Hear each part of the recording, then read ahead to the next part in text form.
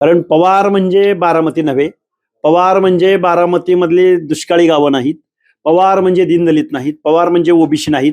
पवार हे फक्त व्यवसायासाठी राजकारण करतात. पवार हे प्रोफेशनल म्हणजे व्यावसायिक आहेत पवार. पवारांचे पार्टनर कोण? पवारांचे पार्टनर अदानी. पवारांचे पार्टनर कोण? पवारांचे पार्टनर पंचशील ग्रुप. पवारांचे पार्टनर कोण? तर पवारांचे पार्टनर बाबा कल्याणी. पवारांचे लाभार्थी कोण? पवारांचा लाभार्थी शाहिद बलवा. म्हणजे जुनं उदाहरण. अलीकडे तर खूप असे शेकडो आहेत. त्यामुळे पवारांचं आणि दीनदलितांचं, पवारांचं आणि ओबीसींचं, पवारांचं आणि भटक्यांचं, पवारांचं आणि शेतकऱ्यांचं, पवारांचं आणि दूध उत्पादक लोकांचं काही देणं घेणं नाही. त्यांना काही पडलेलं नाही.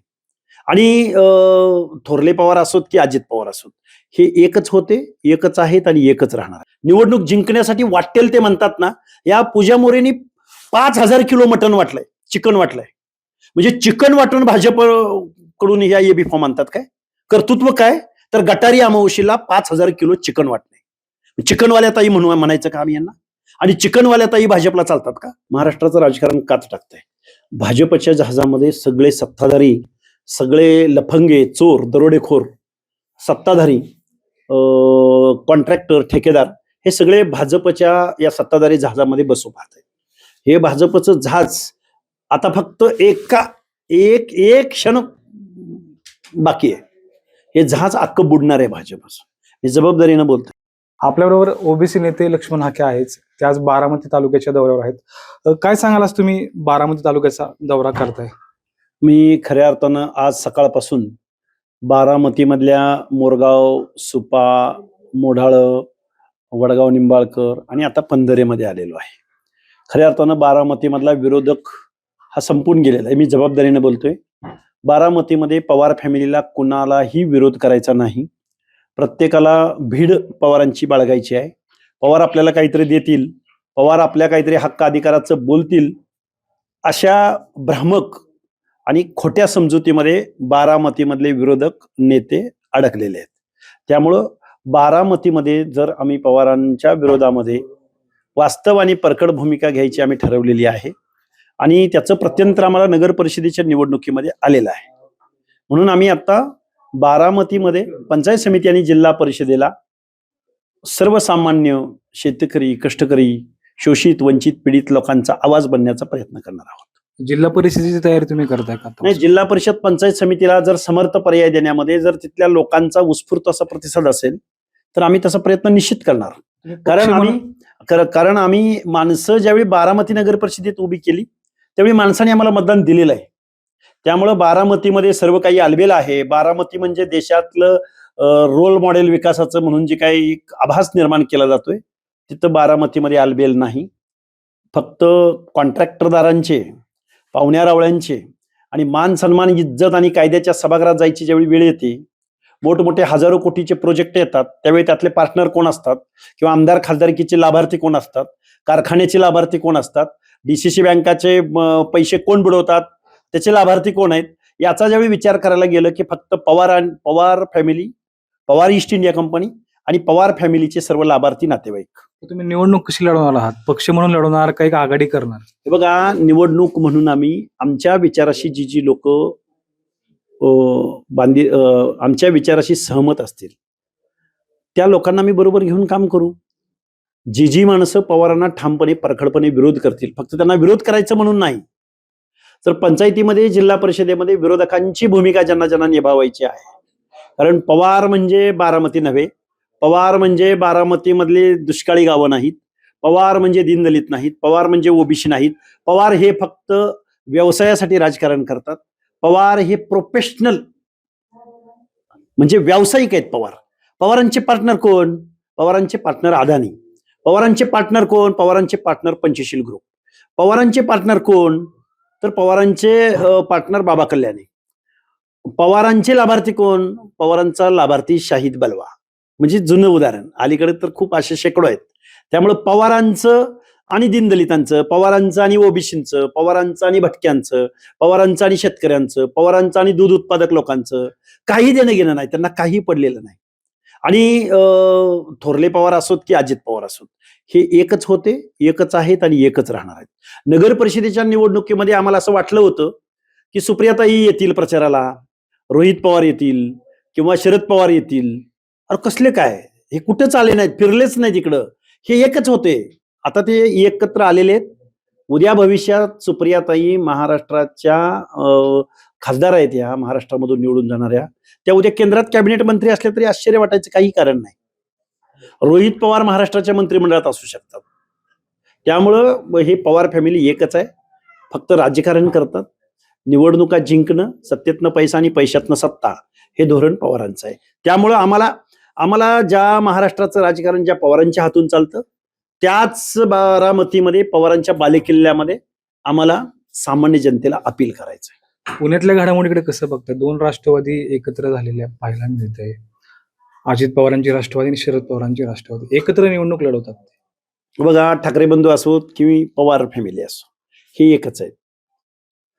खऱ्या अर्थानं पवार फॅमिलीला फक्त राजकारण कळतं. पवार फॅमिलीला फक्त निवडणुका करतात. पवार फॅमिलीला इतरांचं काही देणं घेणं नाही.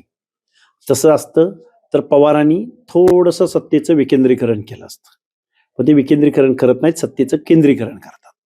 त्यामुळे पवार फॅमिली हा महाराष्ट्राच्या राजकारणाला लागलेला हा एक रोग आहे. महारोग म्हटला तरी काय हरकत नाही.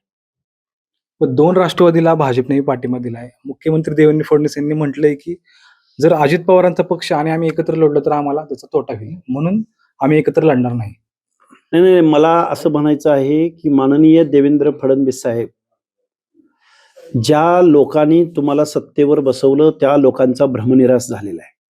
मी एक ओबीसीचा आंदोलक म्हणून मी तुम्हाला जबाबदारीनं बोलतोय की पुणे, पिंपरी चिंचवड, छत्रपती संभाजीनगरमध्ये मूळ ओबीसी बलुते आलुते हे नगरपालिकेच्या निवडणुकीमधून बेदखल झालेले आहेत. आणि हे बेदखल करण्याचं काम सत्ताधाऱ्यांनी जेवढं केलंय तेवढंच विरोधकांनी केलंय. म्हणजे मूळ ओबीसी आता नगरसेवक होणार नाही. पुणे आणि पिंपरी चिंचवडमध्ये जवळजवळ 70% मराठा कुणबी सर्टिफिकेट काढून, बोगस सर्टिफिकेट काढून, ओबीसींच्या मूळ ओबीसींच्या सामाजिक न्याय हक्काच्या रांगेमध्ये उभ्या असलेल्या ओबीसींच्या घरावर नांगर चालवण्याचं काम जसं देवेंद्र फडणवीसांच्या सहमतीनं झालंय, तसंच अजितदादा पवारांच्या सहमतीनं झालंय, तसंच एकनाथ शिंदेचा पक्ष करतोय.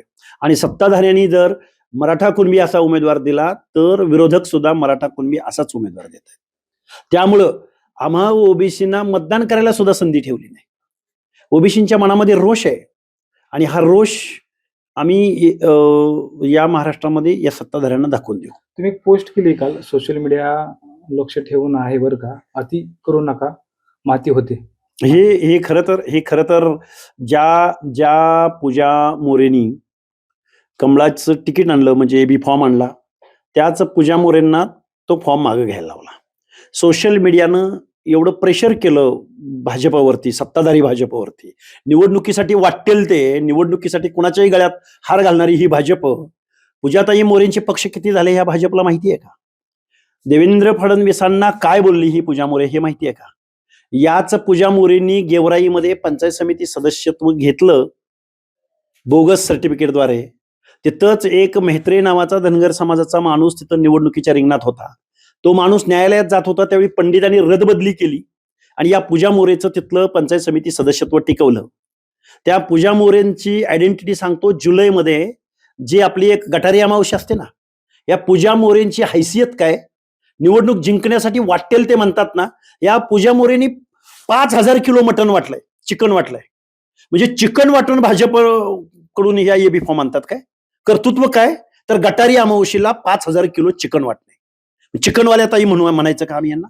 आणि चिकनवाल्या ताई भाजपला चालतात का?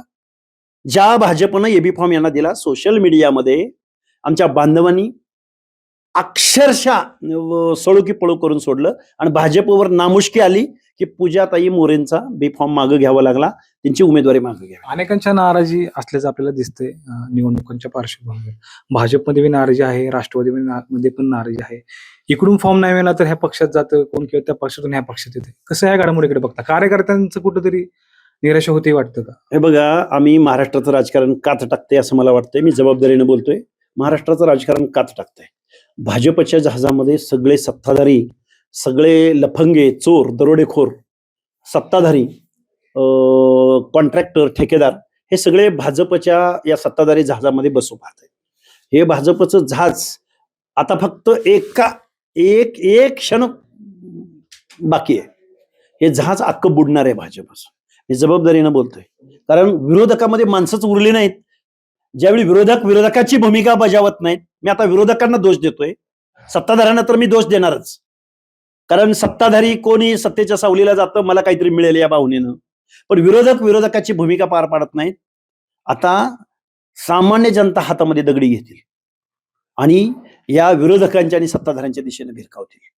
आम्ही एक समर्थ पर्याय बारामतीमध्ये आम्ही जे करतोय आता सध्या, आम्ही जर बारामतीमध्ये थोडं जर आम्हाला यश मिळालं ना, आम्ही महाराष्ट्रामध्ये सत्ताधाऱ्यांना इंगा दाखवू. पण जिल्हा परिषदेच्या निवडणुकीच्या अगोदर महापालिकांच्या निवडणुका पार पडतात. तुमची काय भूमिका असणार आहे नेमकी? महानगरपालिकांमध्ये बघा, आता पुण्यामधून 70% ओबीसी आता महानगरपालिकेतून हद्दपार झालेला आहे. पिंपरी चिंचवडमधून तर गेल्या 2 निवडणुकापासूनच झालाय.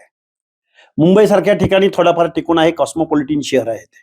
छत्रपती संभाजीनगरमधून मूळ ओबीसी हद्दपार झालेला आहे. त्यामुळे ओबीसीने आता लक्षात ठेवावं, आता तुमचं हक्क अधिकार वाचवायला फुले शाहू आंबेडकर जन्माला येणार नाहीत.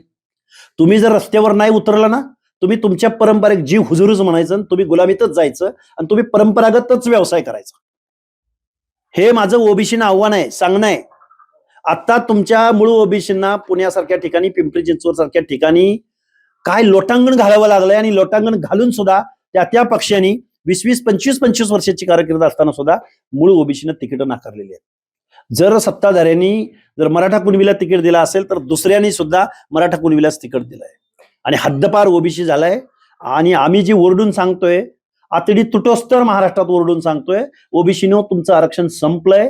हे जर बघायचं असेल तर पिंपरी चिंचवडच्या यादीवर नजर फिरवा, पुण्याच्या यादीवर नजर फिरवा, छत्रपती संभाजीनगरच्या यादीवर नजर फिरवा आणि मग अनेक शहरांमध्ये नजर फिरवा. तुम्ही दौरे करणार आहात काय? दौरे आम्ही करतोय. अरे मी एक साधा मेंढपाळाचा पोरगा आहे, मला जेवढं जमतंय तेवढं मी रात्रंदिवस पळायचा प्रयत्न करतोय. 100 माणसं असली, 50 माणसं असली, 25 माणसं असली, 200 माणसं असली तरी माणसांना समजावून सांगायचा प्रयत्न करतोय. आम्हाला जेवढं जमतंय तेवढं आम्ही करतोय, पण एक दिवस उद्रेक मात्र निश्चित होणार. 2 राष्ट्रवादी एकत्र पुण्यामध्ये झालेत, यश वाटतंय त्यांना निवडणुकीमध्ये? हे बघा, सत्ता कसं असतं, सत्तेमध्ये ज्यावेळी पक्ष असतात तेव्हा सत्तेच्या वचनेला ही कार्यकर्त्यांची निवडणूक आहे, नेत्यांची नाही. ही विचारांची पण निवडणूक नाही.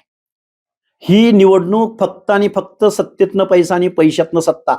नगरसेवक पद मिळतं हे लोककल्याणासाठी. एवढा जर धाय मोकलून ही जे आता कोण तिकीट वगैरे मागतायत ना, अरे नाही तिकीट दिलं द्या ना सोडून. तुम्ही एवढं जे काम केलंय, कर्तृत्व गाजवलंय, जावा ना जनतेच्या दरबारामध्ये, जनता निवडून देईल. आमच्या काळूराम चौधरींना त्यांच्या मुलीला दिलं ना निवडून जनतेनं. तुम्ही तुमच्यावर का विश्वास दाखवत नाही? तुम्हाला तिकीट दिलं नाही म्हणून कोण फॉर्म गिळतंय, कोण गाडागाडा लोळतंय, कोण चक्कर येऊन पडतंय. अरे चाललंय काय? तुमचा जर तुमच्यावर एवढा विश्वास आहे, तुम्ही निवडणुकीला सामोरं जा. संविधानामध्ये एवढी ताकद आहे, हर एक माणसाच्या, सामान्य माणसाच्या मतामध्ये एवढी ताकद आहे, ते तुमच्या पाठीशी ठामपणे उभे राहतील. म्हणजे तुम्ही सुद्धा काहीतरी पैशातून सत्ता आणि सत्तेतून पैसा यासाठीच हा नौटंकीबाजपणा करताय. शेवटचा प्रश्न, तुम्ही बारामती तालुक्यात आज दौरा म्हणजे केलास, शेवटचा दौरा आहे, नेमकं काय जाणवते आणि तुमची पुढची दिशा काय असणार आहे? बघा, बारामतीमध्ये मी आज जवळजवळ 5 ते 6 गावामध्ये गेलोय, वाड्या वस्त्यांवरती गेलोय. बारामती म्हणजे काही सर्व आलबेला आहे असं मला कुठेही दिसत नाही. आजही अनेक गावं पाण्यापासून वंचित आहेत. आजही अनेक समूह जे कायद्याच्या सभागृहात जाऊ शकलेले नाहीत. बहुसंख्येनं असणारा बहुजन समाज या बारामती लोकसभा कन्सिस्टन्सी असो किंवा विधानसभा कन्सिस्टन्सी असो, आमच्या 5-6 पिढ्यांनी ज्या पवार फॅमिलीचं नेतृत्व स्वीकारलंय, ज्या पवार फॅमिलीला रिपीट अगेन अँड अगेन निवडून दिलंय, त्या पवार फॅमिलीनं स्वतःच्या कुटुंबापलीकडं, स्वतःच्या पार्टनर असलेल्या उद्योगपतींच्या पलीकडं त्यांनी अगदी पवारांनी बहुजनावरती, ओबीसीवरती, दलितावरती अन्याय तर केलायच, पण मूळ इथं काम करणाऱ्या अनेक घराण्यांवरती सुद्धा अन्याय केलाय. मग ते काकडे कुटुंबीय असतील, जाचक कुटुंबीय असतील, अजून बरीच माणसं आहेत तिथं की ज्यांनी सहकारामध्ये काम केलं, ज्यांनी इथल्या जनमानसामध्ये काम केलं, ज्यांनी कधी आपल्या विचाराशी प्रतारणा केली नाही, त्या माणसाचं तर कुठं भलं आहे. त्यामुळं ही पवार फॅमिली ही ईस्ट इंडिया कंपनीच्या कार्यकर्तृत्वाची भूमिका निभावत आहे आणि त्यांना घरी बसवण्यासाठी बघा, उपाशी पोटीच क्रांती घडते. एका सर्वसामान्य कुटुंबामधला, गरीबाच्या कुटुंबामधलाच माणूस या अकराळ विक्राळ स्वरूप धारण केलेल्या या अजगरांच्या विरोधामध्ये कापी आहे. त्यामुळं बाकीचे कोणी संघर्ष करतील आणि त्यांना पराभूत करतील या भ्रामक कल्पनेत सामान्य जनतेनं राहू नये. एक सामान्य कुटुंबामधला माणूस असा जन्माला येईल की जो पवार फॅमिलीचा पराभव करेल. आपल्यावर हे ओबीसी नेते लक्ष्मण हाके होते, ते आज बारामती तालुक्याच्या दौऱ्यावर आहेत. विविध गावांना त्यांनी भेटी देऊन संवाद जो आहे तो साधला आहे. दीपक पडकर, मटा ऑनलाईन, बारामती.